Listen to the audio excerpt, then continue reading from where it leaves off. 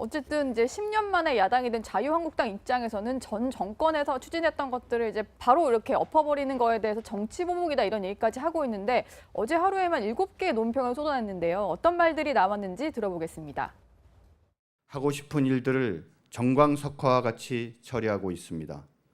과연 대선 때 내세운 통합이 과연 이런 것인지 되묻고 싶습니다. 협조를 부탁하면서 벌써부터 이러한 수준 낮은 정치 공작이나 꿈꾸는 것에 대해서 대단히 유감스럽다는 말씀을 드립니다.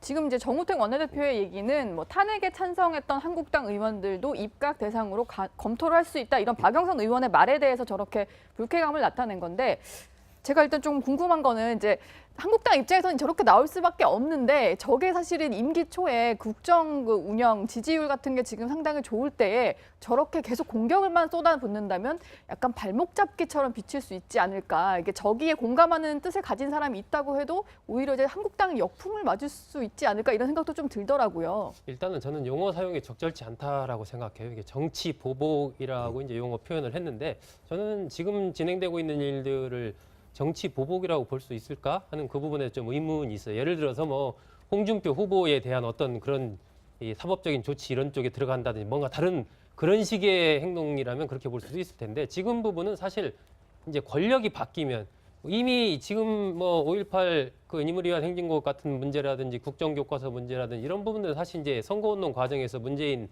그 당시 후보가 공약으로 내세웠던 것들이지 않습니까? 예상이 됐던, 당선되면 저렇게 가겠구나. 예상이 됐던 일이란 말이에요. 그러니까 해가 뜨면 달빛이나 별빛은 사라지고 이제 해가 있는 겁니다. 또 여름이 오면 봄에 피었던 꽃들은 떨어지는 거고 이 자연스러운 어떻게 보면 변화예요. 그러니까 권력이 바뀌면서 우리 사회가 또 그 사람이 그 정권이 추구하는 바대로 바뀌어가는 거. 이건 뭐 어떻게 보면 자연스러운 것이고 지금 문재인 정부에서는 노무현 대통령 시절에 경험이 있기 때문에 반면교사를 삼는 겁니다. 왜 그러냐면 집권 초기 100일 동안에 집권 5년 동안에 지금 로드맵으로 삼았던 것들을 이 개혁과제를 힘있게 추진하기 위해서는 집권 100일 안에 승패를 내야 된다. 그런 생각을 갖고 로드맵을 갖고 굉장히 지금 빠르게 이 과제들을 해가고 있는 것이거든요. 그렇기 때문에 지금 나오는 것들은 저는 시작이라고 봅니다. 앞으로 더 많은 변화와 더 많은 어떤 조치들이 나올 것이고 그에 따라서 이제 어떤 자유한국당을 비롯한 야당에서도 여러 가지 이제 그에 대한 맞대응이 나올 텐데 문제는 지금 야당들이 지도체제가 전부 다 없지 않습니까? 그러한 어려움도 있고 지금 자유한국당에서 논평 최근에 내고 있는 이런 흐름으로 가서는 저는 이번 대선 결과를 보면 자유한국당이 사실상 고립돼 가고 있는 그런 상황이에요. 지금 특히 젊은 세대로부터 거의 한 자릿수 지지율을 받았습니다.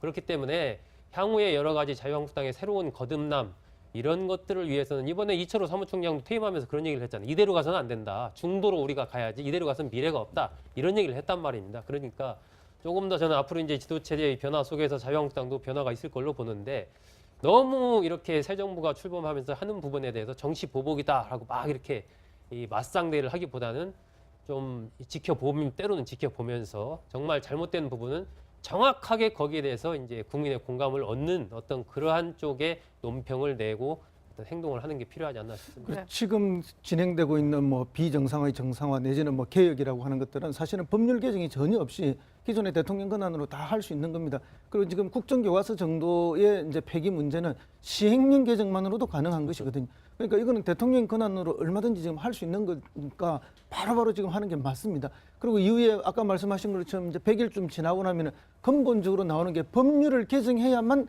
개혁이 되는 문제들이 그때는 막 나오기 시작할 건데 그때가 되면 이제 의회와의 갈등이라든지 협조 문제가 본격적으로 불거질 것이라 보고요. 지금의 이런 정도의 문제는 뭐 전혀 제가 볼 때 문제될 것은 없는데 오히려 이제 자유한국당 쪽에서 지나치게 먼저 방어와 공격을 동시에 한다. 최선의 공격이 최선의 방어다. 이런 논리 정도인 것 같고요. 그다음에 이제 개혁과 통합이라는 게 이게 뭐 전혀 별개의 문제가 아닙니다. 개혁할 걸 일부 개혁을 해야만 동시에 통합도 진행될 수 있기 때문에 동전의 양면 같은 것이라고 말씀드리고요. 이게 장관 제안한 것을 공작이라고 말한다면 앞으로 누가 여러 다른 정당과 이렇게 협치를 할 수가 있겠습니까?